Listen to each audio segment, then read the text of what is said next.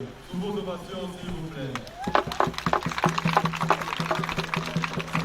Diocèse d'Obala, place aux États généraux de l'éducation catholique. Les travaux de cette rencontre s'ouvrent ce mardi 19 avril 2022 au collège Joseph Stenzi d'Obala, dans la Léquier.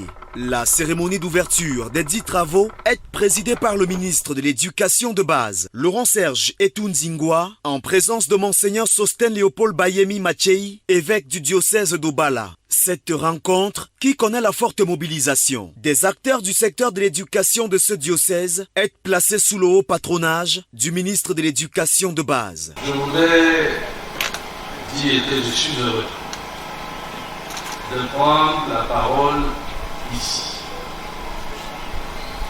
à l'occasion de la tenue des États généraux de l'éducation catholique du diocèse d'Obala,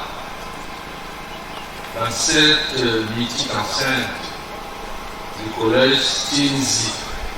Je voudrais surtout remercier Monseigneur Sosten Léopold Bayemi Machei par l'honneur qu'il nous fait de placer cette célébration solennelle sous notre patronage. Ces assises sont organisées dans l'optique de redynamiser l'éducation catholique dans ce diocèse afin de mieux s'adapter aux exigences actuelles pour booster la performance scolaire. Analyser profondément les acquis de l'école aujourd'hui, affronter les vrais défis et ouvrir des pistes en termes de rénovation infrastructurelle, en termes d'adaptabilité pédagogique, en termes de gestion des systèmes d'éducation actuellement et en termes de professionnalisation de l'éducation. Mais pour nous, tout part de l'enseignement de base afin d'atteindre l'enseignement supérieur. Pour trouver des solutions idoines et durables aux nombreux problèmes qui entachent l'éducation catholique au diocèse d'Obala, le gouvernement appelle à une synergie d'action et à la mutualisation des efforts. Nous avons des problèmes à résoudre. Nous les résoudrons en commun. Nous avons des textes qui nous lient. Nous les examinerons en commun. Mais je pense que la collaboration est bonne. Et comme le secteur est très dynamique, il faut penser que les problèmes d'hier ne sont pas forcément ceux d'aujourd'hui. Nous avons tous aujourd'hui la digitalisation de notre secteur qui est un enjeu majeur. Et la Covid nous l'a montré.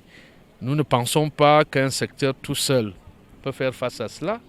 Il s'agira d'une synergie entre le gouvernement et les acteurs du secteur, les acteurs privés du secteur de l'éducation, ainsi que nos partenaires au développement pour résoudre ce lancinant problème-là. Et je pense que l'initiative de Monseigneur l'évêque a été une bonne initiative et ils porteront une réflexion qu'on a besoin de mener partout.